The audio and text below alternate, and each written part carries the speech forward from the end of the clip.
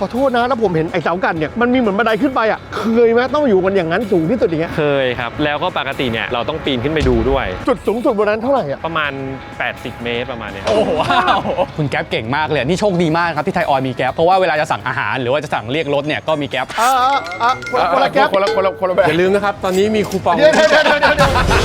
อ๋อไม่ห้ามเนียนไปด้ว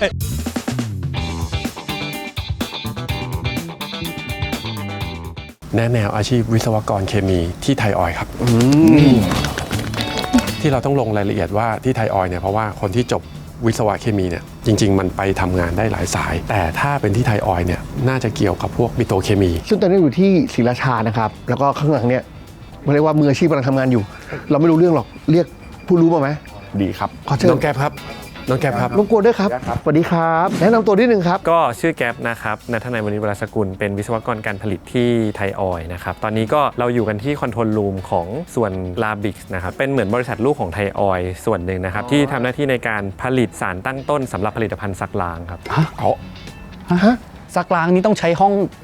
งเท่ขนาดนี้เลยนะครับใช่ในนี้เนี่ยก็จะเป็นส่วนคอนโทรลหลักหรือว่าส่วนควบคุมหลักที่เราจะสามารถโอเปเรตหรือว่าปรับปรุงพารามิเตอร์ต่างๆของกระบวนการผลิตได้ครับทุกวันก็คือต้องเข้ามาทำงานห้องนี้ถูกต้องครับปกติแล้วเนี่ยตอนเช้าเนี่ยวิศวกรเคมีเนี่ยก็จะเริ่มต้นจากงานที่เป็นรูทีนก่อนก็คืองานกิจวัตรเราก็จะเข้าลงมาดูที่ส่วนทั้งลานนี่ครับว่าตอนนี้กระบวนการผลิตของเราเนี่ยเป็นอย่างไรบ้างมากี่โมงครับ7:30 8:00ประมาณนี้ครับแล้วมาคุยอะไรกับพวกพี่ๆเขาว่าจะเห็นว่าพี่ๆเขาเนี่ยจะมีการมอนิเตอร์ก็คือดูว่ากระบวนการผลิตของแต่ละคนเนี่ยเป็นอย่างไรบ้างเพื่อดูว่ามันยังเหมือนเดิมไหมหรือมีอะไรเปลี่ยนแปลงนี่พูดแบบคนโง่คนหนึ่งนะผมนั่งเนี่ยผมพี่เขาเทรดคริปโตอยู่นะเอาจริงเอาจริงมันเหมือนห้องหุ้นด้วยเทรดคริปโตอ่ะแต่จริงไม่ใช่กราฟมันเยอะมา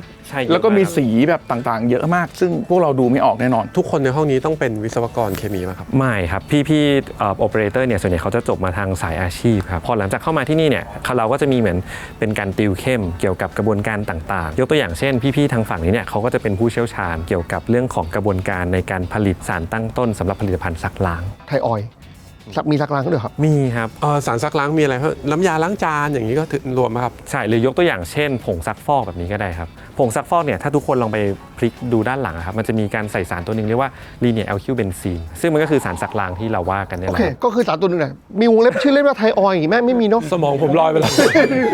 ้วขอไว้บอร์ดครับมีอะไรที่ทางไทยออยล์ผลิตได้นอกเหนือจากนี้ไหมฮะมีครับยกตัวอย่างเช่นน้ำมันหล่อลื่นแต่ว่าน้ำมันหล่อลื่นเนี่ยทุกคนจะเข้าใจว่ามันคือน้ำมันหล่อลื่นที่ต้องเอาไปเติมรถเลยคำตอบคือไม่ใช่ครับสิ่งที่เราผลิตได้เนี่ยเราเรียกมันว่าน้ำมันหล่อลื่นพื้นฐานยกตัวอย่างเช่นเวลาพี่ๆไปซื้อน้ำมันหล่อลื่นแต่ละปั๊มเนี่ยก็จะมีแบรนด์ของตัวเองซึ่งแต่ละคนนะครับจะมีเทคโนโลยีในการใส่สารเติมแต่งที่ไม่เหมือนกันเขาก็จะบอกว่าอันนี้เนี่ยใช้แล้วสะอาดมากอันนี้อาจจะแบบลื่นเป็นพิเศษอันนี้ช่วยเรื่องคราบตะกันลดการสึกหรอแต่ที่ไทยออยล์คือจะทำตัวเบสถูกต้องครับก่อนที่จะไปเติมสารเติมแต่งนั้นๆถ้าพูดแบบชาวบ้านเลยนะที่นี่ทำข้าวเปล่าแล้วกะเพราเป็นหน้าที่ของแต่ละแบรนด์ไปเติมกะเพรากันเองครับใช่ใช่ถ้าคุณฟังแล้วคุณรู้สึกว่าผู้ชายคนนี้หล่อน่าหลงไหลคุณมีโอกาสละคุณมาทำอาชีพนี้ได้แต่ถ้าเมื่อไหร่คุณรู้สึกว่ากูอยากกด10 วิข้าม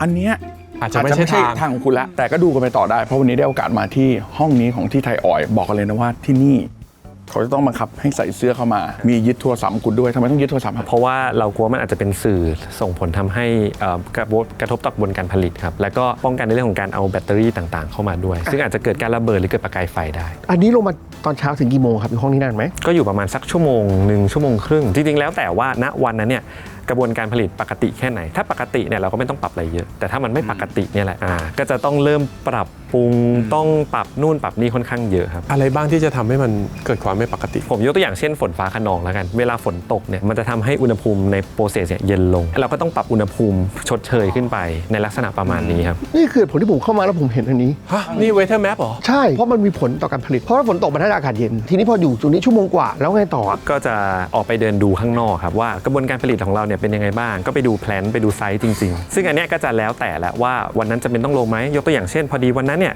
มีกิจกรรมบางอย่างที่ต้องไปอยู่หน้างานเพื่อไปดูเช่นการเปลี่ยนตัวเร่งปฏิกิริยาเราก็จะต้องลงแพลนไปครับอาทิตย์นึงทำงานกี่วันครับอาทิตย์นึงทำงาน5 วันครับจันทร์ถึงศุกร์ตามปกติแล้วก็หยุดเสาร์อาทิตย์ถ้าได้หยุดนะครับทำไมถึงจะไม่หยุดได้หยุดอะฮะจริงๆแล้วเนี่ยต้องบอกว่ากระบวนการผลิตมันรันตลอด24 ชั่วโมงเพราะฉะนั้นแปลว่าถ้าเกิดตอนนั้นเนี่ยเกิดยูนิตมีปัญหาหรือว่าหน่วยผลิตมีปัญหาเนี่ยทางโอเปอเรเตอร์ครับเขาก็จะมีการติดต่อเข้ามาหาวิศวกรว่าตรงนี้จะต้องปรับยังไงดีเพื่อให้มันสามารถ กลับเข้าสู่ภาวะปกติได้ ขอเทียบเคียงกับความเป็นหมอนิดนึงหมอบางทีก็จะมีเคสที่เคยได้ยินจากเพื่อนๆเล่าให้ฟังว่ามีผู้ป่วยด่วนแบบโทรศัพท์มาเรียก เที่ยงคืนต้องวิ่งเข้ามา ต้องวิ่งเข้ามา ครับ วิศวะกินมาบ่อยไหม มีครับ แล้วก็จริงๆต้องบอกว่ามันขึ้นอยู่กับหน่วยที่ได้ดูด้วย ยกตัวอย่างเช่น พอเราเริ่มอยู่มานานขึ้นหรือโตขึ้นอย่างเงี้ยครับเราจะได้ดูหน่วยการผลิตที่มันอาจจะมีความสลับซับซ้อนความยุ่งยากในการปรับมากขึ้น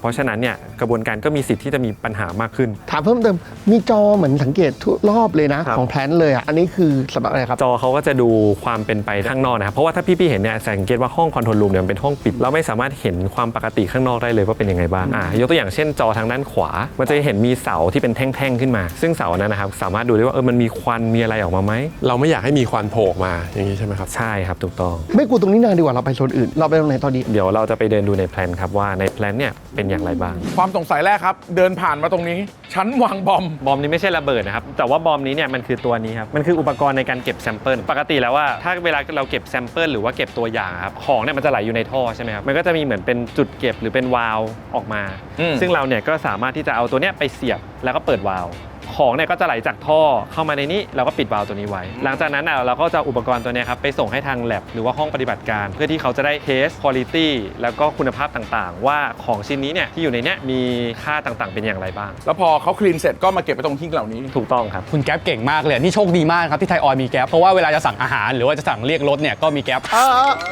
คนละแก๊ป คนละแบบ อย่าลืมนะครับ ตอนนี้มีคูปอง เดี๋ยว เอาไม่ห้ามเนียนไปด้วย อันนี้ของเหลวเก็บได้อันนี้ลิ้นเหลวกลางคืนเก็บไม่ได้เวลาเล่นกีตาร์บนเวทีเก็บทรงไว้อยู่ และนั่นก็คือชั้นวางบอม เธอล่ะวางบอมหรือยัง ยังไม่ได้วางเลยค่ะ อะไรเนี่ย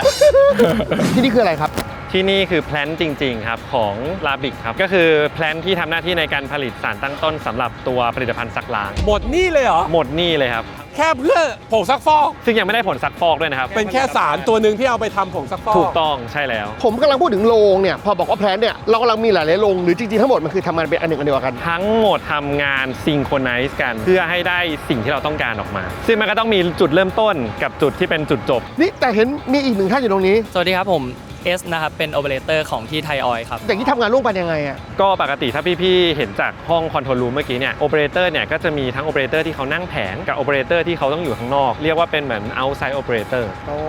ซึ่งน้องๆพี่ๆโอเปอเรเตอร์ครับเขาก็จะมาช่วยเราเช่นเก็บแซมเปิลหรือว่าปรับวาล์วต่างๆ แล้วก็ช่วยดูแล้วก็มอนิเตอร์ความเป็นไปของกระบวนการผลิตด้วยครับว่าเป็นอย่างไรบ้าง แล้วคุณเอสครับคือ 1 วันเราจะอยู่ตรงนี้มากกว่าทางแก๊ปถูกไหมฮะ มากกว่าครับมากกว่า อ่า เราจะอยู่ตลอดการทำงานเลยครับช่วงเวลาการทำงานของเราจะมีโอกาสได้ทั้งทำงานทั้งข้างนอก แล้วก็โอกาสได้ทั้งทำงานข้างใน ซึ่งแล้วแต่ว่าวันนั้นมีการจัดตารางกะยังไง ตอนนี้เราสามารถเซอร์ได้หมดไม่ว่าคนที่เป็นบอร์ดแมนเอามาทำเอาไซด์ได้คนที่ทำเอาไซด์ก็ไปเป็นบอร์ดแมนได้ครับแต่ว่าก็ก่อนที่จะไปนั่งเป็นบอร์ดแมนได้ก็ต้องผ่านคุริฟายก่อน คุณเอสนี่จบสาขาอะไรมานะฮะ ช่างซ่อมบำรุงอากาศยานที่สถาบันการบินพลเรือนครับที่อยู่ตรงจตุจักร แล้วมันแอพพลายกับงานของเราตรงนี้ได้ยังไงครับ ขั้นแรกเลยคือที่ผมจบช่างมันก็เป็นเหมือนช่าง เราจะมีพื้นฐานของช่างทั่วไปก่อนอันดับแรกแล้วหลังจากนั้นเราก็จะสามารถเอามาแอพพลายในการทำงานต่างๆของที่นี่ได้ มันจะมีงานซ่อมบางอย่างที่เราสามารถซ่อมด้วยตัวเองได้ เราก็สามารถดูแลอุปกรณ์ต่างๆของหน่วยการนี้ได้ครับ อย่างนี้เวลาฝนตกอย่างเงี้ยครับเห็นบอกว่าพออากาศเปลี่ยนมันก็ต้องมีการเปลี่ยนค่าซึ่งตอนนี้ห้องเมนคอนโทรลตรงนั้นก็เริ่มทำงานกันอยู่ ใช่อย่างพี่ๆตอนนี้เนี่ยเขาจะกำลังง่วนกับการปรับคอลัมน์เลยเพราะว่ามันจะส่งผลต่อคุณภาพของผลิตภัณฑ์ด้วย ไม่แน่นะเดี๋ยวคอนโทรลรูมอาจจะโทรตามคุณแก๊ปก็ได้ คุณแก๊ปครับเขาช่วยปรับหน่อยครับตอนนี้ อยากมาทำงานวันหนึ่งจะไปอยู่จุดไหนก่อนผมไม่รู้จะเริ่มยังไงเลยอะ จริงๆขึ้นอยู่กับว่ากิจกรรมวันนั้นเป็นอย่างไรบ้าง สมมติวันนี้เนี่ยเราจะมีการเปลี่ยนตัวเร่งปฏิกิริยาก็คือจะเกี่ยวกับตัวเครื่องเตาปฏิกรณ์จะอยู่ทางด้านนู้นครับจะเห็นสูงๆเหลี่ยมๆตรงนั้นนะครับเราก็จะขึ้นไปดูครับตอนนี้เขามีการเอาตัวเร่งปฏิกิริยาหรือว่าตัวแคตตาลิสต์เนี่ยออกมาแล้วก็ใส่เข้าไปเนี่ยทำอย่างไรบ้าง เป็นไปตาม work procedure ที่วางไว้หรือเปล่า ขอโทษนะแล้วผมเห็นไอ้เสากันเนี่ยมันมีเหมือนบันไดขึ้นไปอะเคยไหมต้องอยู่กันอย่างนั้นสูงที่สุดอย่างเงี้ย เคยครับแล้วก็ปกติเนี่ยเราต้องปีนขึ้นไปดูด้วย ถ้าเกิดว่ามีใช่ครับ ขึ้นเองด้วย นอกจากขึ้นไปแล้วยังต้องเข้าไปข้างในด้วยนะครับ เข้าไปข้างในด้วย ใช่ข้างในเนี่ยมันจะเป็นชั้นๆแบบนี้ เราก็สามารถเกาะปีนลงมาได้ ตามจากข้างบนลงมาข้างล่าง ไม่มีลิฟต์ ไม่มีลิฟต์ครับก็คือใช้การปีนขึ้นไป จุดสูงสุดบนนั้นเท่าไหร่อะ ประมาณ 80 เมตรประมาณเนี้ย โอ้โหว้าว ซ่อมบ่อยไหมปิดบำรุงเมเจอร์เนี่ย ไม่บ่อยครับ ไม่บ่อยเนอะ อย่าบ่อยเลยครับ อย่าบ่อยเลยนะ อย่าบ่อยเลย ทางไทยออยล์เห็นแบบ ทำงานวิศวะอะไรเงี้ยเขามีประกันอะไรพิเศษให้เราไหมฮะ สวัสดิการแรกของเราที่พวกเราชื่นชอบกันเป็นอย่างมากนะครับก็คือการรักษาพยาบาลฟรี 100% คุณจะไปโรงพยาบาลเอกชนที่ไหนก็ตามแต่เรายื่นบัตรประกันเนี้ยไทยออยล์จะ cover ทั้งหมด ดีครับเจ๋งเลยเพราะฝั่งเราจะมีแค่สวัสดิการเครื่องดื่มเนาะ อย่าเรียกว่าสวัสดิการ เรียกว่าตัวพี่มันไม่มีคนกินด้วย แล้วมันเรียกรุ่นน้องไปกินด้วย ตรงเนี้ยจะบอกว่าที่คุณเห็นกล้องนะเมื่อกี้เราข้างเดียวนะจริงๆมัน360องศาเลยแล้วยืนอยู่ตรงกลางเลยของแพลนนี้ จากมุมเมื่อกี้นะครับ เราค่อยๆเดินมา อันนี้คือฝั่งที่เป็น reactor ครับหรือว่าตัวเตาปฏิก เตาปฏิกรณ์ ใช่ครับซึ่งจะเป็นจุดที่เกิดปฏิกิริยาทางเคมี ปั๊บหมุนมาทางนี้ นี่คือ อันนั้นเป็นตัวหอกันครับ ที่บอกว่าต้องปีนเข้าไปแล้วก็เข้าไปซ่อมกัน ใช่ตอนเทิร์นาราวนะครับตอนเปิดใช้แบบนี้ปีนไม่ได้นะครับ ตาย ใช่เข้าไปข้างในไม่ได้ ปั๊บแล้วเราก็จะหมุนกลับมาที่จุดนี้ จุดเดิมที่เราเห็นเมื่อกี้ครับ ทีนี้เราเดินไปทางไหนดีครับแก๊ป เดี๋ยวเดินไปทางนี้ก็ได้ครับ โอเคครับ ไปทางนี้ครับ ผู้รับเหมาท่านใดที่ทำงานประมาณนี้ได้นะครับ ช่วยบอกราคาหน่อย สมมุติว่ามีผู้ชายคนหนึงทะลึ่งอยากมีเสาอย่างเงี้ยที่บ้านใช้เงินเท่าไหร่นะครับ โครงปูนเปล่าๆแต่ได้เท่แบบนี้ แล้วติดเหล็กแบบนี้ใช่ไหม คือไม่ต้องมีงานระบบใดๆข้างในคือ อยากมีแค่ไอ้แท่งอย่างเงี้ย โครงสร้างเปล่า ใช่ ๆ ปะ ซึ่งปูนเปล่าๆไอ้ที่พวกพี่เห็นนะอันนี้มันไม่ใช่ปูนธรรมดานะครับอันนี้มันเป็นปูนกันไฟ ถ้าสมมุติว่าในส่วนของหอกลั่นเนี้ยเกิดระเบิดหรืออะไรก็ตามแต่ปูนเหล่านี้จะเป็นฉนวนกันไฟครับไม่ติดไฟไปด้วยกัน ผู้รับเหมาท่านใดนะครับหาปูนนี่มาเดี๋ยวเอ็ดดี้จะทำตรงนี้เป็นเตาบาร์บีคิว เต็นท์แดง เต็นท์แดง หมูกระทะ หมูกระทะ เวอร์ชั่นใหญ่พิเศษ แล้วพวกนี้ตอนที่เราเรียนปี 1 ปี 2 ปี 3 เราได้เรียนมาปะ เราจะเรียนในลักษณะของพื้นฐานครับแต่ไม่ได้เรียนแบบเฉพาะว่าหน่วยนี้มันจะต้องมียูนิตอะไรบ้าง เราจะรู้จักอุปกรณ์พื้นฐานเช่นหอกลั่นเครื่องแลกเปลี่ยนความร้อนเตาปฏิกรณ์ แต่พอมาที่นี่เราก็จะเจอว่านี่เป็นหอกันแบบ แบบไหน ได้ดูตอนเช้าแล้วไปห้องคอนโทรลใช้สายหน่อยมาหน้างานมาที่แพลนแล้วมีโซนอื่นไหมครับที่ต้องไป ก็จะมีส่วนของห้องที่เรียกว่า Synergy Room ครับเป็นเหมือนห้องพักผ่อนแล้วก็เป็น co-working space เล็กๆ อยู่ในที่นี่เลยถูกไหม อยู่อีกที่หนึงครับอยู่ที่ออฟฟิศ โอเค ได้เดี๋ยวไปดูกัน ตึกนี้มันคือตึกอะไรไว้ทำอะไรครับ ตึกนี้เนี่ยเป็นตึกออฟฟิศครับชื่อว่าตึกไทยออยล์ศรีราชาบิลดิ้งชื่อภาษาไทยคือสัตธิวัฒน์สวิรุณ เฮ้ยนี่ไม่ได้อยู่โรงแรม5 ดาวเนี่ย โอ้โหออฟฟิศเขาไทยออยล์ศรีราชา เพิ่งเข้าใจนะผมเข้าใจผิดมันตลอดเลยผมนึกว่าการเรียนวิศวะเนี่ยจบมาต้องเป็นพิธีกร ทำไมอ่ะ ก็เห็นมีวิศวะสุนทรวิเนศ วิศวะด้วยไม่เอาแบบดีเจวิศวะไม่เอาด้วยนะไปวิศวะเลยนะ ดีเขาชอบของดีอันนี้ ไอเด็กที่กดคลิปนี้เข้ามาหวังว่าจะเอาสาระอ๋อนี่กระแทก10 วิไปแล้วเร่งก่อนที่จะมาเป็นวิศวกรเคมีต้องเรียนมัธยมน่าจะเป็นสายวิทย์คณิต ถูกต้องครับเรียนสายวิทย์ครับ แล้วก็ต้องเอกอุเคมีเลย อันเนี้ยจริงๆต้องบอกว่าแล้วแต่มหาลัยด้วยยกตัวอย่างเช่น ปกติแล้วสมมติเวลาเข้าปีหนึ่งเนี่ยบางทีเขาจะเข้าไปเป็นลักษณะของพูลก่อนก็คือเป็นวิศวกรเหมือนเข้าไปปรับพื้นฐานในการเรียนในปีแรก ทุกวิศวะอยู่ด้วยกันในที่เดียวกัน ใช่ครับหลังจากนั้นเนี่ยในช่วงปี 2 ปี 3 ปี 4เนี่ยอาจจะค่อยไปแยกสาย หรือบางที่เนี่ยอาจจะเป็นลักษณะของการรับตรงไดเรกเข้าไปเลยที่วิศวกรเคมีก็มีเหมือนกัน ยังไงดีสำหรับคนที่เขาต้องไปเรียนวิศวะ ในตอนเริ่มต้นมต้นมปลายเขาควรจะไปดูงานผู้ปกครองควรจะพาไปไหน หรือน้องๆเขาควรจะไปดูอะไรเพื่อเขาเข้าใจศาสตร์ของวิศวะ จริงๆแล้วต้องลองถามตัวเองก่อนว่าตัวเองเนี่ยชอบเรียนวิชาอะไรหรือว่าชอบอยากรู้ไหมว่าไอ้ของที่มันกว่าจะผลิตออกมาเป็นชิ้นหนึ่งได้เนี่ยมันมีกระบวนการอย่างไรบ้าง ถ้ารู้สึกว่าตัวเองมีนิสัยแบบนั้นนะครับแนะนำเลยว่าวิศวกรเคมีคือหนึ่งในคำตอบที่น้องๆน่าจะอยากลองมาทำหรือว่าประกอบอาชีพนี้ดู เช่นสมมติคุณมาเราได้ดูคลิปนี้มาดูว่าไทยออยล์ทำงานยังไง น้ำมันกลั่นมายังไง ขวดมาแบบไหน วิศวะเคมีเหมาะกับคุณ แล้วถ้าเป็นอันอื่นนะอย่างป๊อปที่เขาชอบส่งลูกๆหลานๆไปเรียนกันวิศวะโยธาอย่างเงี้ยเด็กต้องรู้สึกยังไงกับตัวเองว่าอันเนี้ยฉันว่าควรไปเรียนสายนี้นะ คือผมมองว่าวิศวกรมันเป็นอาชีพของเหมือนเป็นแบบผู้สร้างครับขึ้นอยู่กับว่าเราอยากสร้างอะไร เช่นวิศวกรโยธาอย่างเงี้ยอาจจะรู้สึกว่าอยากสร้างตึกอยากสร้างถนนอยากสร้างสะพานแต่วิศวกรเคมีมันคือการที่มองหาสิ่งรอบๆตัวคือถ้าทุกคนลองมองไปรอบตัวครับก็จะเห็นว่าทุกอย่างมันจะเกิดขึ้นมาไม่ได้เลย ถ้าเราไม่ได้มีวิศวกรเคมีเช่นในการผลิตเสื้อขึ้นมา1ตัวเงี้ยเราก็ต้องเข้าใจว่ามันใช้อะไรบ้างมีอะไรบ้างที่เป็นส่วนประกอบ จะสังเคราะห์ผสมมันออกมาให้ได้สิ่งที่เราต้องการอย่างไรผ่านกระบวนการอะไรนั่นคือคีย์สำคัญของการเป็นวิศวกรเคมีครับ งั้นอย่างนี้สำหรับวิศวะเคมีก่อนเรียนกี่ปีครับ เรียนทั้งหมด 4 ปีที่เคมีวิศวกรรมเคมีเทคนิคที่จุฬาลงกรณ์มหาวิทยาลัยครับ ตั้งแต่ปี 1เลยป่ะ ตั้งแต่ปี 1เลย โอเคเล่าให้ฟังหน่อยครับตอนเรียนยังไงบ้าง ก็คือเริ่มต้นปี1เนี่ยก็เข้าไปตอนนั้นผมใช้ลักษณะของการสอบตรงเข้าไปนะครับ โอเค ก็เข้าไปอยู่ในคณะที่เป็นเคมีวิศวกรรมหรือว่าเคมีเทคนิคปี1เนี่ยก็จะเรียนพวกวิชาปรับพื้นฐานต่างๆ เช่นฟิสิกส์เคมีชีวะคล้ายๆกับการเรียนตอนม.ปลายเลยครับแต่มันเพิ่มความโหด เพิ่มความหินเข้าไป โอเค คำว่าความโหดกับความหินในที่นี้เนี่ยคือเราเหมือนกับต้องเจอคนเก่งๆจากทั่วประเทศมารวมตัวกัน แล้วการตัดเกรดการสอบการอะไรเงี้ยมันจะมีความยากลำบากในระดับหนึ่งเพราะว่าข้อสอบหรือว่าเรื่องของการทำโจทย์อะไรเงี้ยมันจะไม่เหมือนกับตอนเด็กๆมันเป็นลักษณะของข้อเขียนซะเป็นหลักซึ่งบางทีเนี่ยโจทย์มา1บรรทัด2บรรทัดคำนวณไปแล้วสัก2หน้ากว่าจะได้คำตอบพอผ่านปี 1เข้าไปแล้วเนี่ยมาปี 2ปุ๊บมันจะเริ่มเป็นวิชาที่มันเริ่มมีความเฉพาะเจาะจง specific กับสิ่งที่เราเรียนมากขึ้นอย่างของวิศวกรเคมีเนี่ยเราก็จะเรียนในส่วนของตัววิชาเช่น stoichiometry ชื่ออาจจะยากนิดนึงครับ ชื่อคนรัสเซียเหรอครับตอยเคียว คำนวณเกี่ยวกับการดุลมวลสาร เช่นแบบสมมติผมจะผลิต A บวก B ไปเป็น C บวก D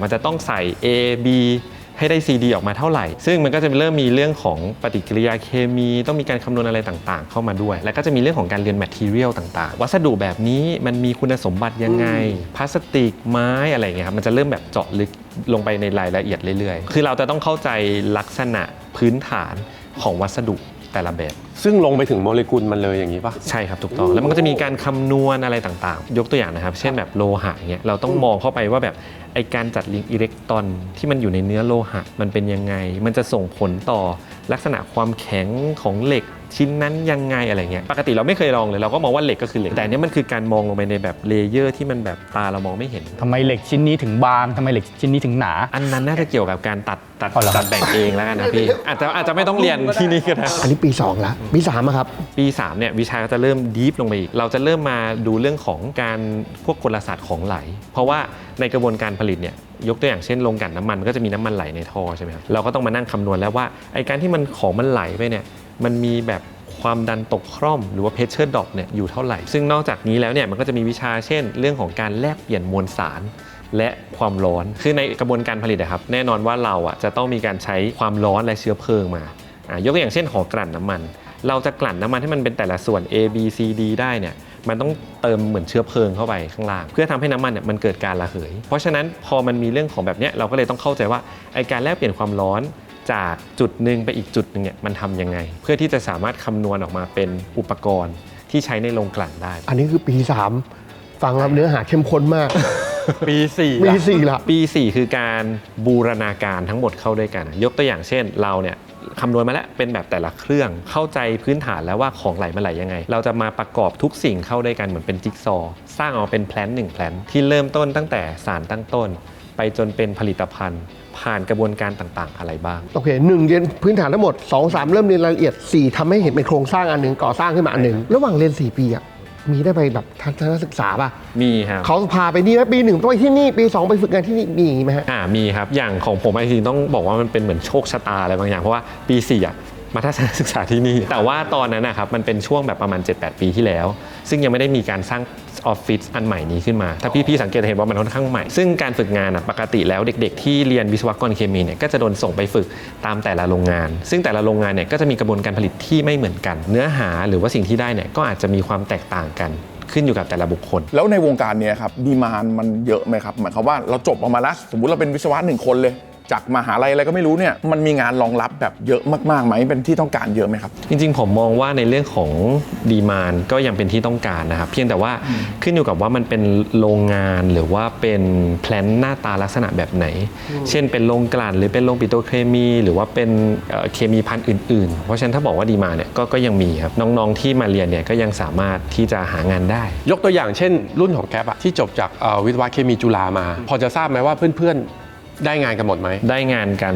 นหมดครับการจบหรือว่าการเรียนวิศวกรเคมีครับมันไม่ได้เป็นได้แค่วิศวกรเคมีอย่างเดียวคือมันมีงานหลายสายมากที่รองรับผมขอแยกมันเหมือนเป็นสายบู๊กับสายบุญแล้วกันดีครับ สายบู๊เนี่ยคือเหมือนเป็นแบบวิศวกรเคมีแบบผมหรือวิศวกรการผลิตมันก็จะมีแบบสเปซิฟิกหรือว่าเจาะจงลงไปอีกเช่นเป็นวิศวกรการเผาก็คือดูแลอุปกรณ์ที่เกี่ยวกับพวกเรื่องของเตาเผาหรือว่าเชื้อเพลิงต่างๆถามว่าทำไมมันถึงมีสเปซิฟิกขนาดนั้นเพราะว่าปกติแล้วเนี่ยค่าใช้จ่ายส่วนหลักๆเนี่ยมันมาจากเรื่องของการนำเชื้อเพลิงเข้ามาใช้เพราะฉะนั้นเนี่ยเราเลยต้องการที่จะทำให้เตาเผาหรือว่าอุปกรณ์พวกนี้เนี่ยมีประสิทธิภาพสูงที่สุดจะได้ไม่ต้องใช้ไฟใช้ฟืนเย ประหยั อะ ด ถูกต้อง เนี่ยพวกนี้ผลิตโจงั้นนะ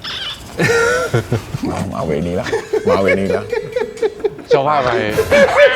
วินะเมื่อกี้พูดถึงอะไรสายบุญน่ะต่อไปสายบุญสายที่แบบอาจจะดูมีความออฟฟิศนิดนึงอย่างอันแรกเนี่ยเราจะเรียกว่า refinery economist ภาษาไทยคือเศรษฐกรโรงกลั่น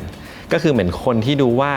เราจะผลิตสารแต่ละตัวปริมาณเท่าไหร่ดี ซื้อฟีดที่แบบไหนดี ถึงจะทำให้ได้กำไรสูงที่สุด ซึ่งก็มีความต้องการค่อนข้างมาก แล้วก็ต้องใช้ความรู้พื้นฐานทางด้านวิศวกรรมเคมี ถ้าเป็นผมไปเรียนอ่ะผมไม่ไหวแน่ๆเลย ก็เลยอยากรู้ว่ามีเพื่อนถอดใจไปเยอะไหมฮะตอนที่เรียนอยู่ รุ่นผมมีประมาณ 60 ตอนจบเหลือประมาณ 59 ครับ 58 59 เรียกว่าไม่ถอดใจแล้วกัน เรียกว่าก็รู้สึกไหวนะ ก็คือมึงที่เอา ก็คือมึง หรืออาจจะแบบ59 จบ มึงอยู่ต่ออีกปีหนึง 3 ปี อาจจะเรียนไป 3 ปีแล้ววิศวกรการเผา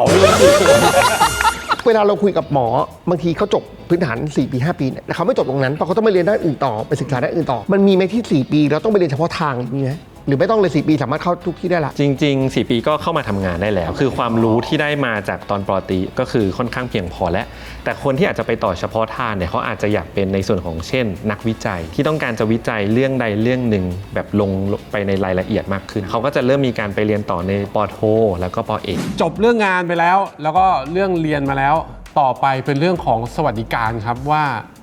ถ้าทำงานที่ไทยออยล์ได้อะไรบ้างอย่างหนึ่งที่เรารู้มาแล้วเมื่อกี้ก็คือว่ามี สวัสดิการรักษาพยาบาลครับ ซึ่งตอนเนี้ยคนที่จะมาให้ข้อมูลเราเพิ่มคือฝั่ง HR สวัสดีค่ะ สวัสดีค่ะ แนะนำตัวเองนิดนึงครับ ชื่อเบญจวรรณนะคะ ตอนนี้ก็ทำงานอยู่ที่ทางด้านของ People Organization Strategy ค่ะ ชื่อรวีวรรณค่ะโบนัสค่ะ อยู่ในฝั่งของ People Development ค่ะ เงินเดือนไทยออยล์เขาจ่ายกันดีไหมครับ อยากรู้จังเลย ดีไหมต้องถามน้องแก๊ปตอนเข้างานมาดีไหมคะ ใช้ได้ครับ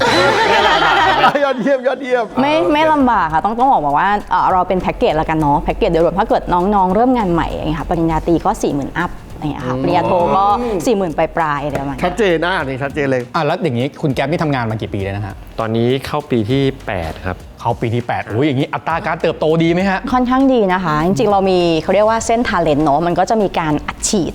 ตัวเงินให้ในระหว่างทางด้วยอะไรอย่างเงี้ยค่ะ คุณแก๊ปเนี่ยดูแลแพลนอย่างเดียวไหมครับหรือว่าทำหน้าที่อื่นด้วย ต้องบอกว่ามันงานมี 2 แบบครับ เป็นรูทีนกับนอนรูทีนรูทีนเนี่ยก็คือลงไปดูแพลนไปคุยกับพี่ๆโอเปอเรเตอร์ส่วนนอนรูทีนเนี่ยจะเป็นเกี่ยวกับพวกโปรเจกต์เกี่ยวกับการเติบโตของบริษัท เกี่ยวกับกระบวนการใหม่ๆ ผลิตภัณฑ์ใหม่ๆแบบเนี้ยครับ ซึ่งแกก็ต้องทำงานที่นี่ด้วย ใช่ครับ เอาจริงๆนี่เหมือนออฟฟิศสีลมสาทรกันนะบรรยากาศมันได้เลยนะ ใช่ครับใช่ ใช้อย่างแกต้องมาประชุมอะไรกับใครที่เนี่ยครับ ประชุมเนี่ยเราก็จะมีการประชุมคอนเฟอเรนซ์ไปหาต่างประเทศด้วยทางไทยออยล์เนี่ยก็มีการขยายตลาดนะครับไปทั้งอินเดียเองหรือว่าทางฝั่งเวียดนามแล้วก็จะมีการมาประชุมที่นี่อีกอย่างหนึ่งเวลาทำงานที่มันต้องการความสร้างสรรค์แบบเนี้ยครับผมว่าห้องเนี้ยหรือว่าสภาพแวดล้อมมันเป็นส่วนสำคัญส่วนหนึ่งที่ทำให้เราสามารถมี creativity ดีๆได้ แบบนั้นใช่ไหม แบบนี้ ดูรีแลกซ์เลยเห็นไหมครับ เมากาแฟ แล้วชอบนะคำขวัญที่เขาเขียนติดเอาไว้อะ เขียนว่าอะไร มุสาวาทาเวลา Empower Human Life through Sustainable Energy and Chemicals อันนี้คือเป็นวิชั่นของทางไทยออยล์ ใช่เลยค่ะ ใช้สารเคมีเพื่อเพิ่มพลังมนุษย์ ถูกต้อง อย่างยั่งยืน นี่สารกระตุ้นนี่ เดินดูหน่อยไหมเดินดูนิดนึง นอกจากโซนนี้มีโซนอื่น นี้ อีกไห ไป ม ไหนต่อไปเดินไปได้ครับ เอาจริง ๆ คือโซฟาหน้านอนอยู่นะ ตรงเนี้ย โอ้ยแล้วฝนตกพรำๆกำลังหน้าหลับเลย หลับสบายเลยครับพี่ ไปต่อครับ นั่งและดูดไปเลยค่ะโซฟา ตรงนี้ก็เป็นโรงกลั่นเนาะที่เรามีการโมดิฟายมาใหม่ก็จะเห็นถัง จริงๆแล้วถ้าเกิดว่าพนักงานใหม่ๆเข้ามาเนี่ยจะมีบางสายงานเนี่ยต้องปีนคอลัมน์ด้วยนะคะปีนเข้าไปบนถังพวกเนี้ย ขอโทษนะครับ กิจกรรมรับน้องเชียงใหม่เขามีรับน้องขึ้นดอย อันนี้รับน้องขึ้นถัง ขึ้น เหรอค ถั รับ งน้ำมัน ทางโรงกลั่นเนี่ยนอกจากน้ำมันเคยลองกลั่นเหล้าไหมฮะ ไม่ค่ะไม่ ยัง แต่ว่ามันกระบวนการเหมือนกันเลยนะครับใช้หลักการเดียวกัน ไม่เชื่ออยากชิม เป็นบริษัทลูกของไทยออยล์ไทยออยล์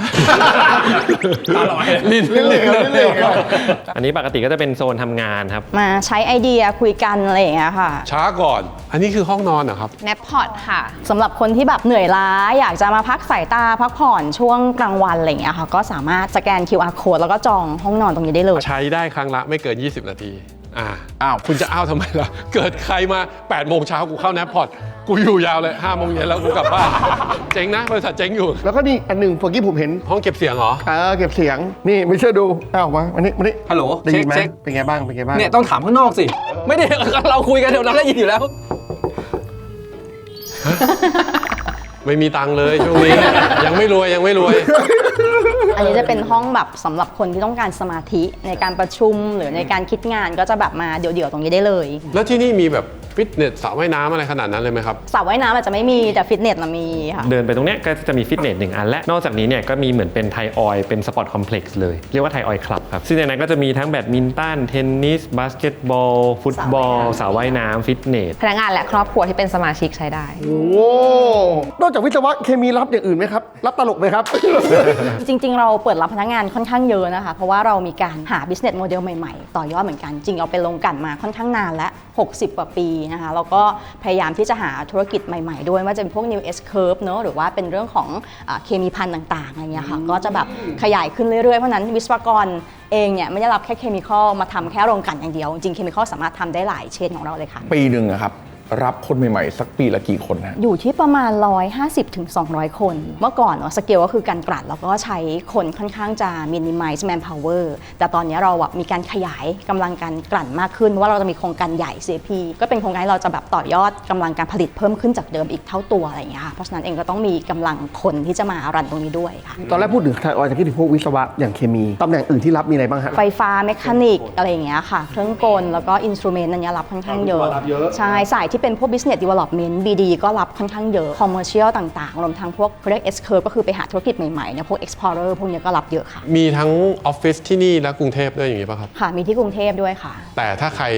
ชอบแบบ slow life ชีวิตแบบไม่ต้องแสงสีเยอะที่นี่น่าจะเหมาะ จริงๆ ถ้าเกิดในฝั่งของตัวไทยออยล์ต้องบอกว่าเราให้คุณค่ากับพนักงานค่อนข้างเยอะ การมองคุณค่าพนักงานเนี่ยเป็นสิ่งที่เรายึดถือมาตลอดอะไรอย่างเงี้ยค่ะแล้วก็เรามีวิธีการดูแลค่อนข้างดีเนาะมีทั้งเรื่องของการพัฒนานะคะเรื่องของการดูทางด้านแคริเอร์แล้วก็จะมีเรื่องของการที่จะให้ทุนนะคะไปศึกษาต่อต่างประเทศ มีโครงการที่แบบ